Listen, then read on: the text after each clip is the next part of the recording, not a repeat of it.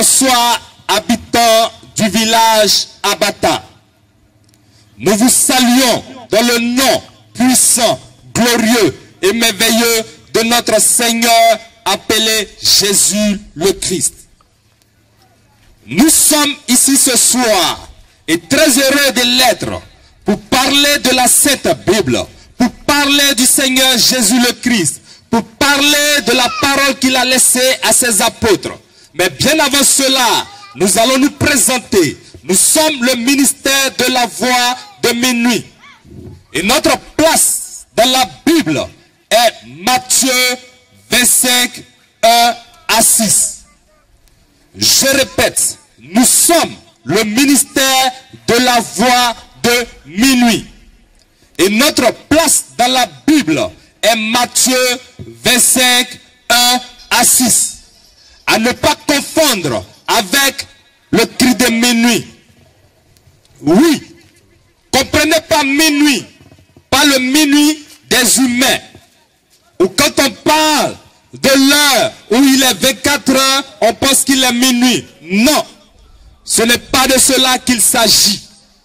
Nous parlons du minuit selon la Sainte Bible, où chacun vient, se lève et dit Dieu m'a parlé. Chacun vient, dit Dieu m'a envoyé. Chacun vient et dit je suis un prophète de Dieu. Mais quand on les regarde dans l'adoration, il y a différentes manières. D'autres vont adorer en ne portant pas chaussures. D'autres vont adorer en portant chapeau. D'autres vont te dire il ne faut pas manger tant. L'autre va te dire il faut t'habiller en rouge. Bien-aimé, à telle enseigne que on se pose la question, quel est ce Dieu qui nous a envoyés avec ce langage différent?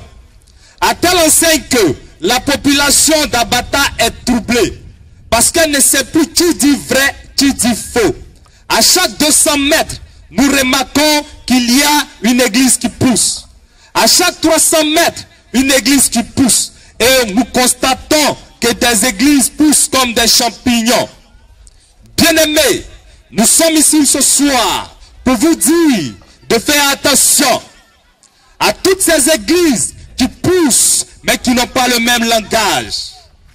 Non, la Bible nous a dit qu'il y aura de faux Christ. La Bible nous a averti qu'il y aura de faux prophètes. La Bible nous a averti qu'il y aura de faux envoyés de Dieu. Selon Matthieu 24, le verset 24, la Bible nous a bien prévenus. Mais ce que nous remarquons jusqu'à cette heure, personne n'est venu se présenter en tant qu'un faux envoyé de Dieu. Personne n'est venu se présenter en tant qu'un envoyé de Satan. Pourtant la Bible nous a dit qu'il y aura de faux. Et nous savons que la Sainte Bible dit la vérité. C'est plutôt l'être humain qui ment. Et si jusque-là, personne n'est venu se présenter, oui, c'est vrai, bien-aimé, ils ne viendront jamais se présenter. Mais comment les reconnaître?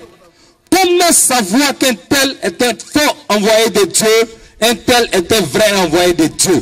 C'est pour cela que nous sommes là ce matin, pour attirer votre attention, pour voir comment identifier un vrai envoyé de Dieu et un faux envoyé de Dieu. Comprenez que la Bible nous dit que l'être humain est menteur. Tout homme est menteur. Il n'y a que la Bible seule qui dit la vérité. Selon Romains 3, le verset 4 que nous allons lire. Nous sommes ici pour parler uniquement que la Bible. Pour parler uniquement que de ce que la Bible a dit. Parce que nous qui sommes devant vous, en tant qu'êtres humains, nous reconnaissons que nous sommes menteurs. C'est pourquoi, pour ne pas mentir, nous allons dire et lire uniquement que ce qui est écrit dans la Bible. Sans ajouter, sans retrancher. Parce que la Bible a dit, et nous soyons clairs, que tout homme est menteur, selon Romains 3, 4 que nous lisons. Romains 3, 4. Loin de là, que Dieu, au contraire, soit reconnu pour vrai, et tout homme pour menteur, selon qu'il est écrit, afin que tu sois trouvé juste dans tes paroles et que tu triomphes lorsqu'on te juge. Amen. Amen. Bien-aimés, et vous allez comprendre aussi que la pensée de Dieu n'a rien à voir avec la pensée de l'être humain, selon que le dit Ésaïe 55, les versets 8 à 9. La pensée de Dieu est diamétralement opposée à la pensée de l'être humain. Lisons Ésaïe 55, les versets 8 à 9 pour comprendre cela. Ésaïe 55, 8 à 9. Car mes pensées ne sont pas vos pensées, et vos voix ne sont pas mes voix, dit l'Éternel. Autant les cieux sont élevés au-dessus de la terre, autant mes voix sont élevées au-dessus de vos voix, et mes pensées au-dessus de vos pensées. Amen. Amen. En un mot, la pensée de Dieu n'a rien à voir avec la pensée de l'être humain. C'est pourquoi nous sommes ici ce matin pour parler du langage de la Sainte Bible. Étant conscient que ce que nous allons dire va certainement vous choquer, et pour ne pas que vous condamnez ce que nous allons dire sans avoir vérifié avec la Sainte Bible, nous allons vous inviter à prendre de quoi annoter, ou même si vous avez la possibilité d'enregistrer tout ce que nous allons faire pour plus tard écouter avant de condamner, de rejeter ou d'accepter ce que nous allons dire. Mais comprenez que, en tant que chrétien, le comportement que nous devrons avoir, c'est que quand la Bible dit oui, le chrétien dit oui. Quand la Bible dit non, le chrétien dit non. C'est pour cela, nous vous prêtons, nous vous demandons d'être attentifs et de bien vérifier avant de rejeter ce que nous allons dire. Parce que si vous rejetez tout simplement parce que votre pensée humaine rejette, bien aimé, vous risquez de prendre une condamnation. Mais si vous rejetez parce que ce n'est pas écrit dans la Sainte Bible, oui, vous avez bien agi. C'est pourquoi, même si vous n'êtes pas d'accord avec quelque chose et qu'il y a un verset qui justifie cela, prenez la peine de vérifier le verset d'abord ou poser des questions avant de rejeter. Parce qu'il faut savoir aussi que l'être humain, bien vrai qu'il était intelligent, étant cohérent, ayant fait la philosophie, il va utiliser les mots de la Bible. Mais qu'est-ce que l'être humain va faire? L'être humain va donner un sens à ce mot qui n'a rien à voir avec la Sainte Bible. C'est pourquoi, tout à l'heure, nous allons attirer votre attention sur certaines expressions que le monde a pour habitude d'utiliser et que la Sainte Bible aussi utilise avec un sens différent. Bien-aimés, comprenez que la Bible nous fait savoir que la pensée de l'être humain est satanique, selon que nous pouvons aussi le lire dans le livre de Matthieu 16, le verset 23, quand Jésus-Christ disait à Pierre, « Arrière de moi, Satan, parce que les pensées, tes paroles que tu prononces sont des pensées d'homme. » Donc, elles sont donc sataniques. C'est pourquoi, quand l'homme va définir un mot que la Bible a utilisé, selon sa propre pensée, nous disons que c'est une pensée satanique parce qu'elle vient de l'être humain. Et comprenez que Jésus-Christ, avant de partir, il a confié la doctrine qu'il a à ses apôtres. Et c'est cette doctrine qui est la clé du royaume des cieux. Et nous allons lire Matthieu 16, les versets 18 à 19 pour comprendre. Matthieu 16, 18 à 19. Et moi, je te dis que tu es Pierre, et que sur cette pierre, je bâtirai mon église. Et que les portes du séjour des morts ne pourront point contre elle. Je te donnerai les clés du royaume des cieux.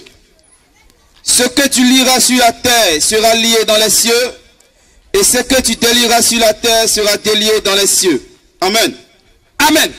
Amen.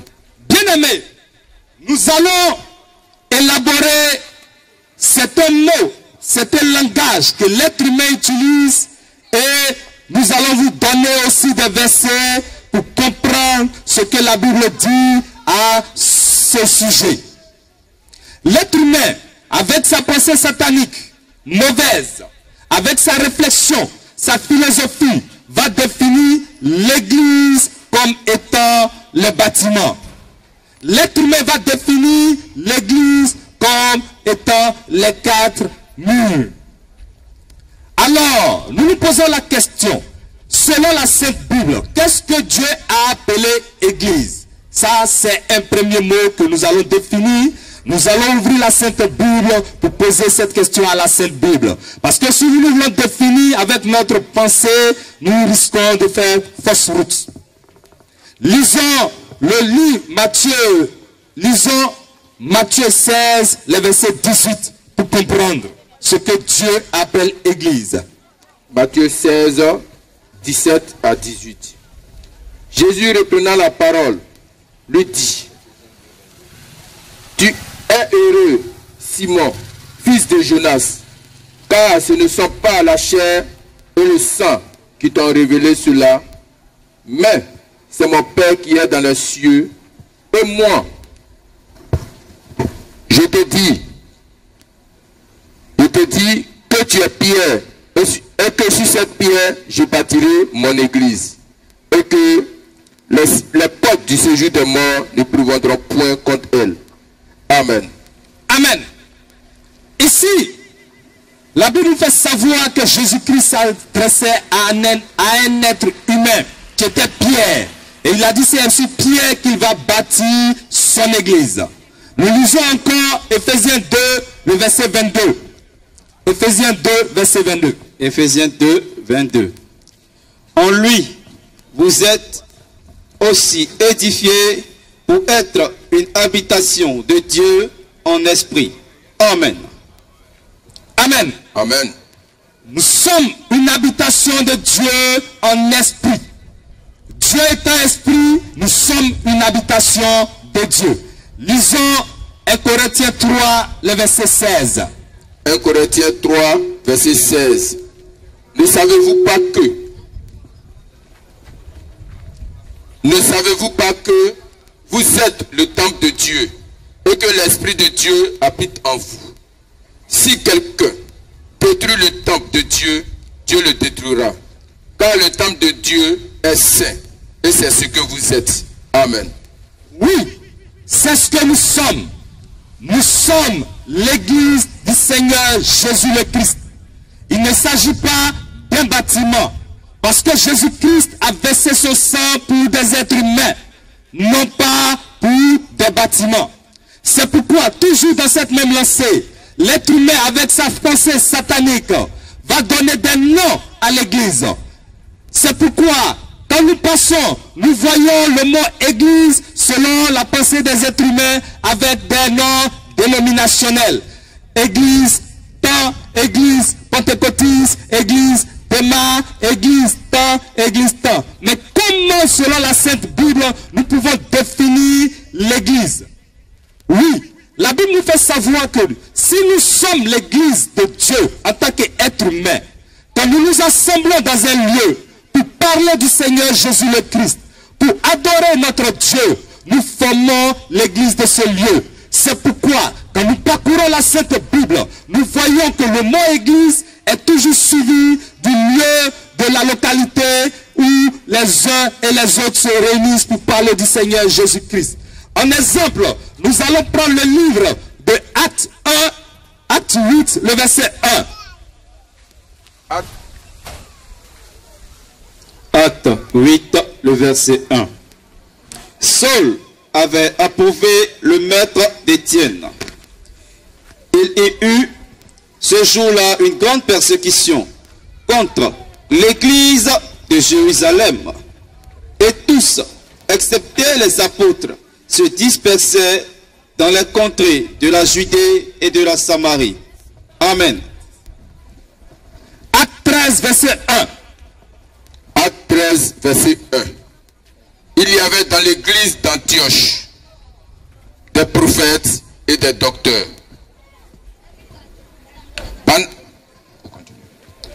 Ok, voici que Dieu, selon la Sainte Bible, nous remarquons que le mot église est toujours suivi de la localité.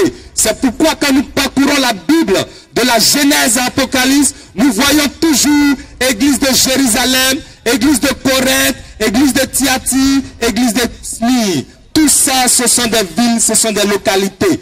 Mais toujours, dans cette même lancée, l'être humain, avec sa pensée satanique, quand il s'est dit appelé de Dieu, quelle serait sa première réaction? Sa première réaction, c'est de vite courir dans un lieu pour se faire former. Avant de parler de la parole de Dieu, la question que nous nous posons, c'est quel est ce Dieu qui vous a appelé et qui n'est pas capable de vous enseigner, afin que vous puissiez courir dans un lieu pour vous faire former. C'est pourquoi nous constatons que quand un homme se dit appelé de Dieu, rapidement, dans une école pastorale, dans une école de prophétie, dans une école de parler en langue, dans une école de miracles, oui, que dit la Sainte Bible à ce sujet? Est-ce que quand nous parcourons la Sainte Bible, ceux qui se sont hasardés à avoir cette pratique, quel a été le comportement de Dieu? Quand nous lisons le livre de 1 Roi 12, les versets 32, 33, nous voyons que Jéroboam est celui-là même qui a été le premier à former une école pour former des sacrificateurs. Et par la suite, nous allons voir quelle a été l'attitude de Dieu vis-à-vis de ce comportement. Lisons 1 Roi 12, les versets 33, 34, pour comprendre la réaction. 1 Roi 12, 32 à 33. 31, pardon, à 32. Jéroboam fit une maison de haut lieu, et il créa des sacrificateurs pris parmi tout le peuple, et n'appartenant point au fils de Lévi. Il établit une fête au 8e mois, le 15e jour du mois, comme la fête qui se célébrait en Juda, et il offrit des sacrifices sur l'autel.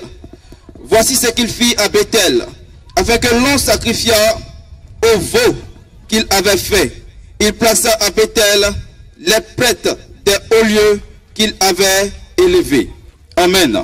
Et quelle a été la réaction de Dieu vis-à-vis de ce comportement indigne? Lisons 1 Roi 13, les versets 33 à 34. 1 Roi 13, verset 33. Après cet événement, Jéroboam ne se détourna point de sa mauvaise voie. Il créa de nouveau des prêtres, des hauts lieux pris parmi tout le peuple. Quiconque en avait le désir, il le consacrait prêtre des hauts lieux.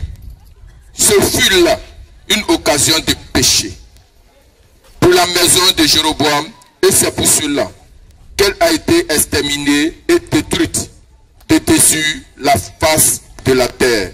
Amen. Amen. Nous remarquons que le comportement, la réaction de Dieu, c'est de détruire Jéroboam et toute sa famille de la surface de la terre. Et de la même manière que Dieu a détruit sa famille, de cette même manière de détruire la famille aujourd'hui et détruire la famille de demain. C'est pourquoi nous attirons votre attention, parce que le comportement de l'être humain n'a rien à voir avec la pensée de Dieu. Qu'est-ce que l'être humain, toujours dans cette même logique, va faire?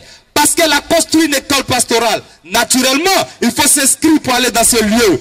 Il faut s'inscrire très cher pour pouvoir apprendre Dieu. C'est pourquoi nous allons remarquer que toute prière que ces hommes de Dieu, à la sortie de ces écoles, vont faire payer toutes ces pratiques. Ils vont prier pour toi, ils vont te faire payer, ils vont te guérir, ils vont payer. Sanctification de maison, ils vont te faire payer. Mais alors, que dit la Sainte Bible?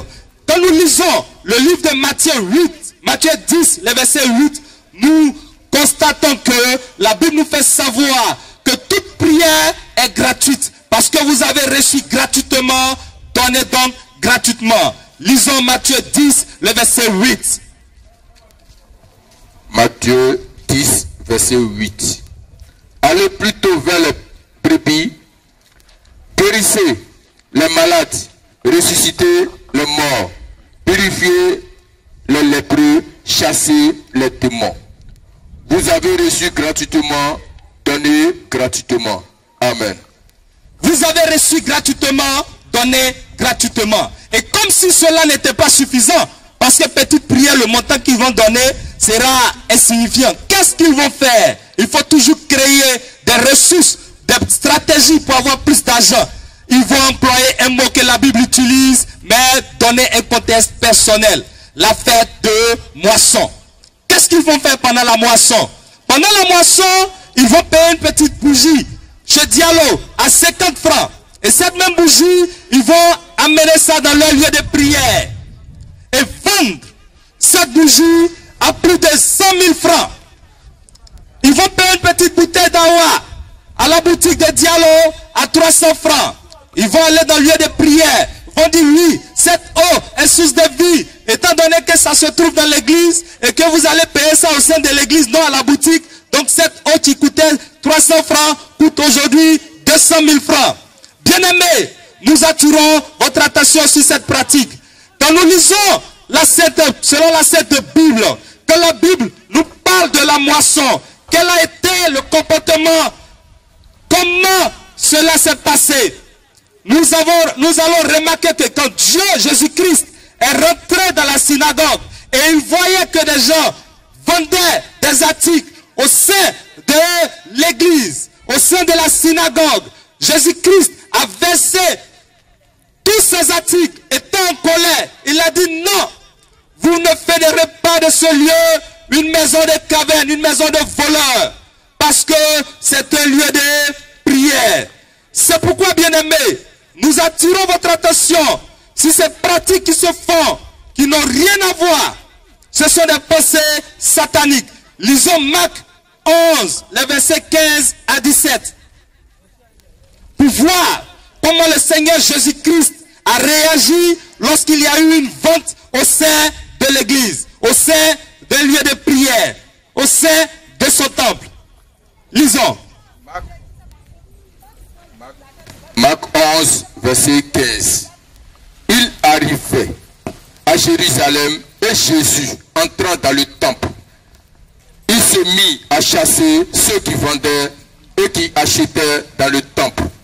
Il renversait les tables des changeurs et les sièges des vendeurs de pigeons. Il ne laissait personne transporter aucun objet à travers le temple. Et il enseignait et en disant, n'est-il pas écrit, ma maison sera appelée une maison de prière pour toutes les maisons, mais pour toutes les nations, mais vous en avez fait une caverne de voleurs. Amen. Amen. Je répète. Amen.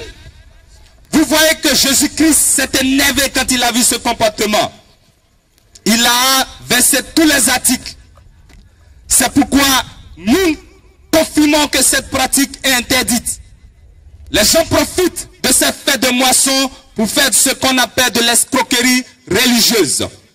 Bien-aimés, le seul langage qu'ils ont en bouche, donne ta vie à Jésus. Donne ta vie à Jésus. Mais quand nous parcourons la Sainte Bible, de la Genèse à l'Apocalypse, nous n'avons jamais vu quelqu'un donner sa vie à Jésus. La seule personne qui a donné sa vie, c'est le Seigneur Jésus-Christ lui-même qui a donné sa vie pour nous. Donc quelle histoire de dire donne ta vie à Jésus. Aucun être humain ne peut donner sa vie à Jésus. C'est Jésus-Christ lui-même qui donne sa vie pour nous. Lisons Acte 20, verset 28. Acte 20, le verset 28. Prenez donc garde à vous-même et à tout le troupeau sur lequel le Saint-Esprit vous a établi évêque, pour paître l'église du Seigneur qu'il s'est acquise par son propre sang. Amen. Amen. Il s'est acquise l'église par son propre sang. Aucun être humain ne peut faire cela. Donc, qui peut donner sa vie à Jésus? Lisons encore le livre de Jean 10, verset 11. Et les versets 14 et 15. Jean 10, verset 11. Je suis le bon berger. Le bon berger donne sa vie pour ses brebis. Comme le Père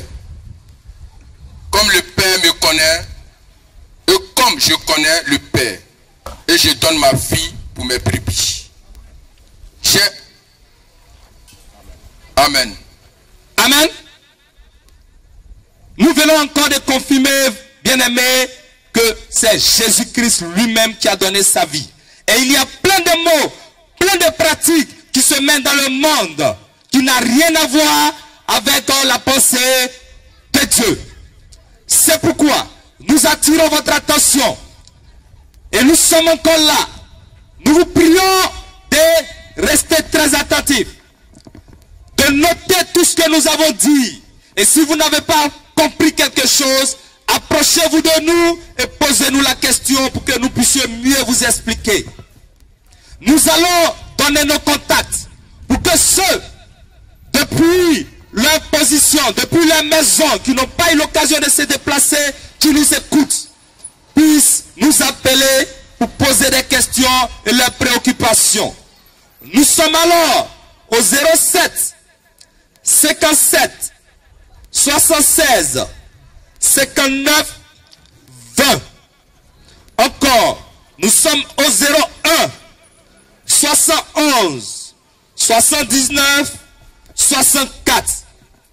Bien-aimés, nous vous disons de faire très attention à ce que tous ceux qui se disent hommes de Dieu vous parlent.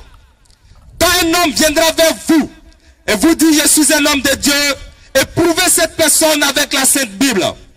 Sous ce, nous bénissons tous ceux et toutes celles qui ont pris du temps à nous écouter. Soyez bénis dans le nom puissant et merveilleux du Seigneur appelé Jésus le Christ. Amen.